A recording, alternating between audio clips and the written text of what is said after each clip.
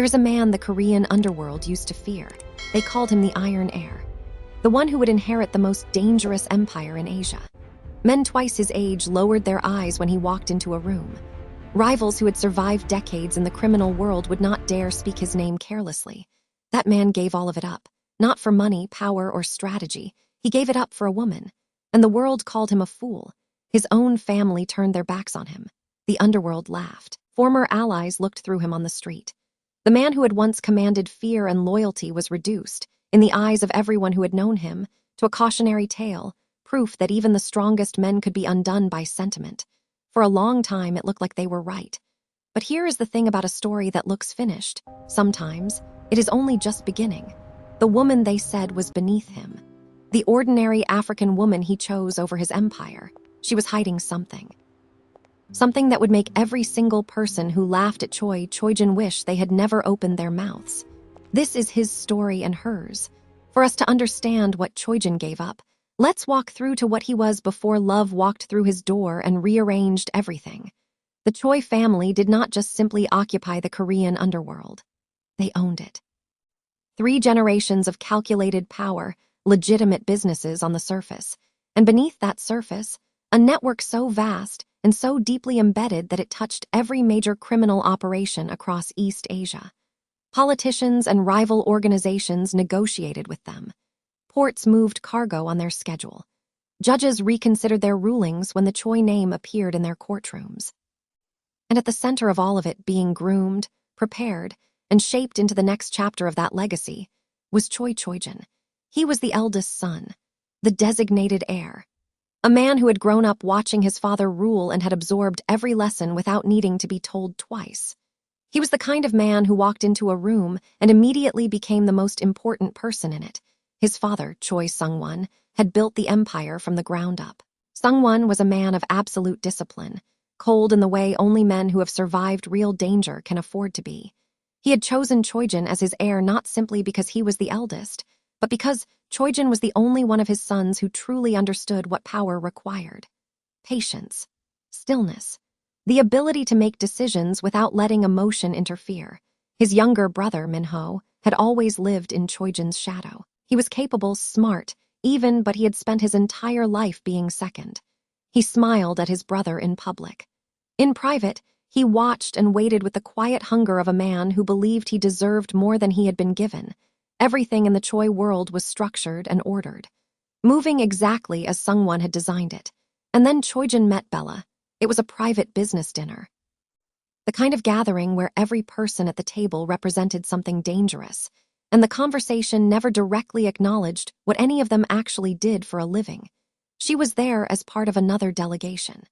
She sat with the ease of someone who had been in important rooms before and had never once felt the need to perform for them. Choijan noticed her immediately, not for the fact she was loud or obvious. She was neither. He noticed her because she was the only person in that room who did not look at him with recognition.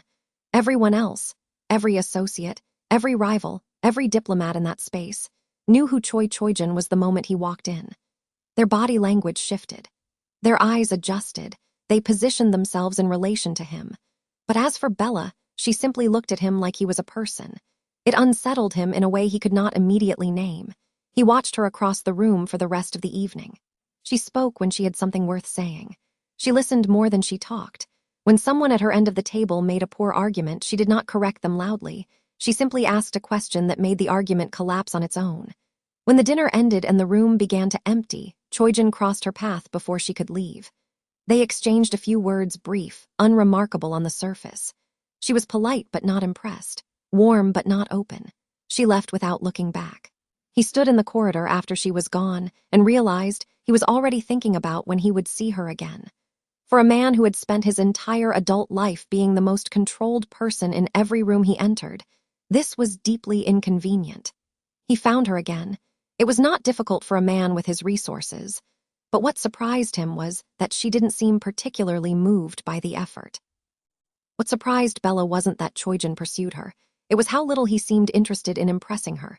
The first time they spent an afternoon together, he never mentioned his influence. The second time, he spent more time asking about her opinions than talking about himself. The third time, She deliberately challenged one of his views during a discussion. I'm just trying to say, if we approached it this way, we could really make an impact. I understand completely, and I think you're absolutely right. And expected the same defensive arrogance she had seen from countless powerful men before him. Instead, Choijan listened, then admitted she had a point. That single moment stayed with her, because men who spent their lives surrounded by power rarely learned how to be humble. Bella found herself around a man who seemed interested in who she was rather than what she represented. And without realizing it, she began looking forward to every moment she spent with him. Bella was not the kind of woman who was easily overwhelmed. Choijan had grown up around women who understood exactly who he was and positioned themselves accordingly, some drawn to the power, wealth, and simply to the story of being close to a man like him. He had learned early that most of what was offered to him came with a desire underneath it. Bella offered him nothing. She was warm in a way that felt completely natural, laughing easily, asking genuine questions, listening in a way that made him feel like she was actually interested in what he thought rather than what he represented. But she kept her own world private. She never talked much about herself, always redirecting with a question or a light deflection so smooth he often didn't notice it had happened until later. He took her to quiet restaurants away from anyone who would recognize him. She never asked why. They walked through markets on weekend mornings, sat in small cafes where no one looked twice at them. For the first time in years, Choijan existed somewhere outside of the Choi Empire, and he found, to his own surprise, that he didn't miss it as much as he would have expected. He was getting attached to her more, he knew it. He had never fallen for anything in his life that he hadn't calculated first, and he had no calculation for this. She was not part of any plan. She simply mattered, more every week, more than the Empire, more than the heir's throne that was supposed to be the entire point of his existence. What he did not know was that Bella was navigating her own complexity. While they shared quiet evenings and unhurried conversations, she was managing something enormous in the background. Something she had spent years keeping completely separate from her personal life. She wanted to be chosen without it. She needed to know that whoever stood beside her had chosen her, not what she carried or commanded. So she said nothing. And Choijan fell in love with a woman he believed he fully understood. 3 months after that first dinner, the Choi family found out about Choijan and Bella. Sungwon summoned Choijan to his private office and laid the situation out with the same cold efficiency he applied to every Mafia business matter that required resolution. That woman is not acceptable. She has no connection to their world, no family lineage that served any strategic purpose, no status that could justify the attention such a union would bring failure and weakness. The Choi family did not make decisions based on sentiment. That was precisely why they had survived when others had fallen. Choijan was given a choice by his father Sungwon: end the relationship and retain everything, the title, assets, future, and the name, or continue and lose all of it immediately. Sungwon gave him 1 week. Choijan did not use the week. He gave his father his answer the same evening. Dad, I choose Bella even if it cost me all of this. I can't trade my love for her because of the Empire's title. His father looked at him and said, That woman has made you weak already. It's obvious you're not fit to be my heir. The silence that followed was the loudest thing Choijan had ever heard in that house. What happened next was swift and absolute. Within days, every document bearing Choijan's name had been amended. His access to the family accounts was severed. Position within every operation, legitimate and otherwise, was transferred. Minho was formally named the new Mafia heir of Choi family. He accepted the position without a single word exchanged with his brother. He simply stepped into the space that had been vacated and made it his own. The underworld found out within a week. Information of that magnitude never stayed contained. The story traveled through every major network. The Iron Heir of the Choi family had been stripped of everything. He had chosen a woman over his empire and walked away from one of the most powerful thrones in the Asian underworld for a relationship his own family had rejected. The reaction was swift and uniform: disbelief. Then the kind of quiet contempt that powerful people reserve for those they believe have made irreversible mistakes. Men who had once spoken Choijan's name with caution now said it with a different tone entirely. The great Choijan had thrown away an empire for a woman, and nobody, not one person in the entire underworld, believed he had made the right call. Choijan did not fall apart. This was perhaps the most surprising thing to those watching from a distance. They had expected the collapse, the bitterness, the desperate attempt to claw back what he had lost. They had seen it happen to men with far less to grieve. Power, once lost, had a way of breaking people. He found a modest apartment on the east side of the city. He took on legitimate work through a small logistics firm, nothing that reflected who he used to be. He went to work in the morning and came home in the evening. He lived quietly, without the security detail, and the weight of an empire pressing down on everything he did. Instead, he came back home to Bella, his lovely woman. She made their small apartment feel entirely inhabitable. She cooked on evenings when he was tired, sat across from him at a simple table and talked to him like none of the rest of it mattered. Because to her, it genuinely didn't. She had not loved Choijan because of the empire, but the world made sure he felt the weight of his choices. He saw it in small moments scattered through his ordinary days. A former associate passed him on the street, caught his eye briefly, and kept walking without a nod. A man who had once bowed his head in Choijan's presence, choosing to look through him like he wasn't there. Minho's motorcade rolled through the city, long, sleek vehicles moving with protected authority. As the convoy passed a corner where Choijan stood waiting, one of the rear windows lowered slightly. Minho looked out, saw his brother standing on the pavement like any other man, and looked away again without expression. At a small restaurant where Choijan ate lunch alone one afternoon, two men at the next table recognized him. He heard them murmur between themselves, the fallen heir, the man who used to command half the operations on the north side, sitting in a cheap restaurant now, looking like nobody. One of them laughed quietly. The other shook his head. Choijan paid for his food and went back to work. He never responded to any of it. He had made his choice with full knowledge of what it would cost. He was not going to perform regret for an audience that had already made up its mind about him.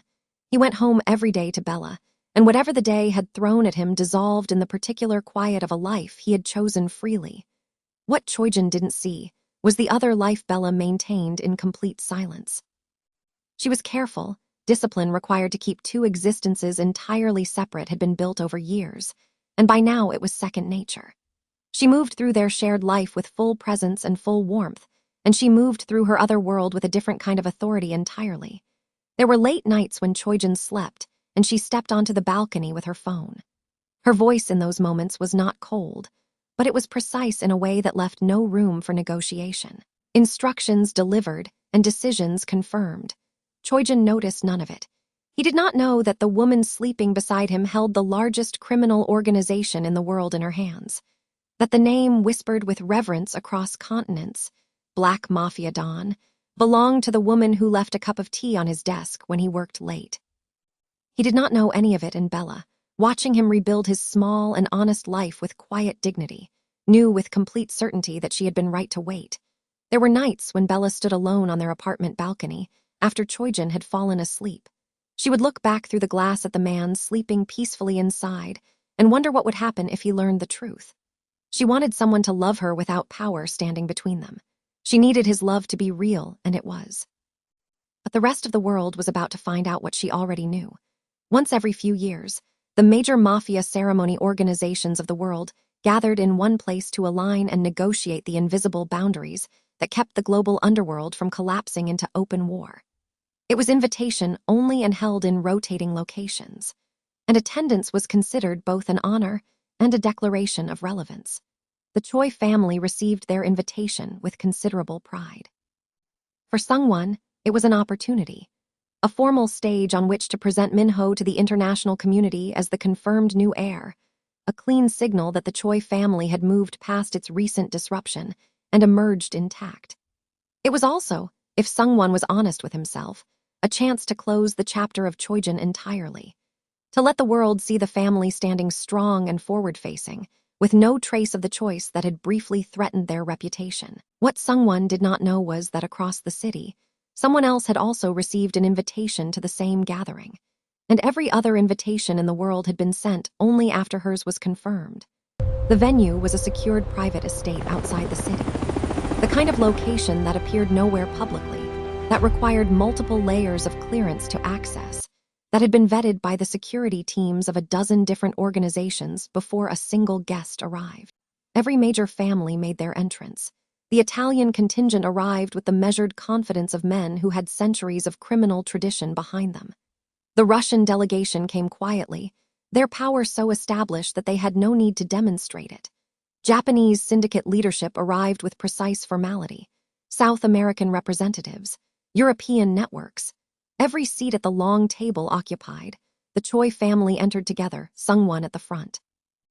Minho beside him, dressed for the occasion, carrying himself with the careful authority of a man still learning how inherited power was supposed to feel. Their senior men arranged behind them in a formation designed to communicate structure and solidity. Heads turned. Respectful nods moved through the room. The Choi family was known and acknowledged. And then Sungwon saw Choijan. He was already inside, seated quietly near the side of the room. Simply present, with the same stillness that had once made him the most formidable young heir in East Asian criminal circles. The room noticed him too. It was the underworld. Nothing was ever dramatic on the surface. But the awareness moved through the gathering in small, deliberate ways. A glance held a beat too long.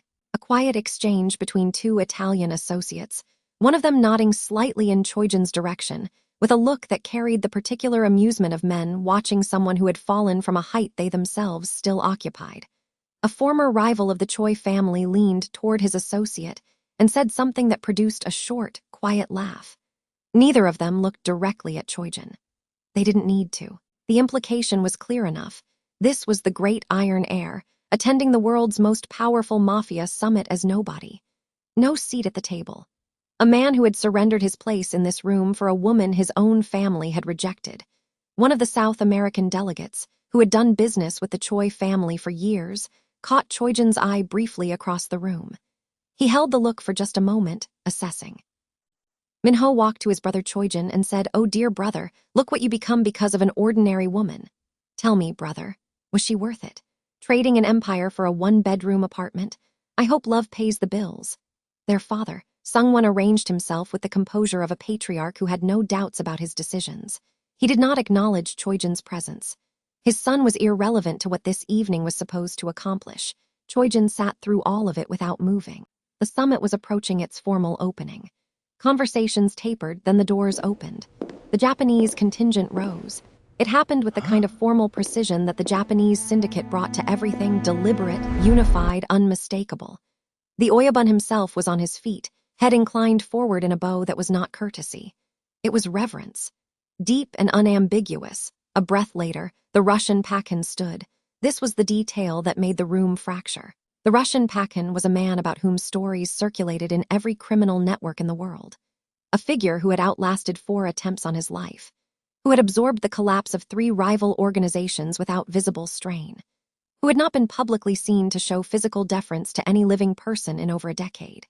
He rose from his seat with both hands flat on the table and stood to his full height, his head dipping forward, clearly and deliberately. Then the Italians rose. One by one, the other delegations followed. Each family, each organization, each set of powerful men getting to their feet as recognition moved through them like a wave striking different shores at different moments. The Choi family did not stand. They didn't know why everyone else was standing.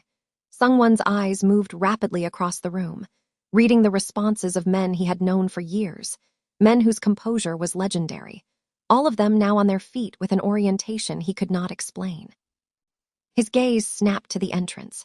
Minho was already looking. There was a woman walking into the room. She moved without performance. No gesture toward the response she was producing, no acknowledgement of the weight the room was placing on her arrival. She simply walked forward with the ease of someone who had never once needed a room to adjust to her, because rooms had always adjusted on their own. She was composed in a way that the room seemed to physically lean toward. Her security moved around her like a well-rehearsed current. Her posture was absolute. Her gaze moved across the assembled gathering with the measured calm of someone taking inventory of something that already belonged to her. The Choi family stared. Sungwon reached through every briefing, every intelligence report, every piece of information his network had ever assembled, searching for the face. He found nothing. The Korean syndicate world knew the Black Mafia Don as a name. The invisible hand that had shaped the global underworld for years from an unconfirmed location. But the identity, the face, the person had never been established to the Koreans. He was looking at her, and he did not know who she was. Minho leaned urgently toward one of his senior men. The man gave a slight shake of his head. Then the whispers began reaching them from other parts of the room. Names exchanged in low, careful tones. The same words moving table to table, delegation to delegation, until they arrived at the Choi family's position like something cold settling over the room. The Black Mafia Dawn. It was the Black Dawn. Sungwon went completely still. The Black Dawn. The name that even the Choi family had spoken with a certain involuntary respect. The supreme figure of the global underworld. The one whose word had ended syndicate conflicts before they began. The one no one had ever seen.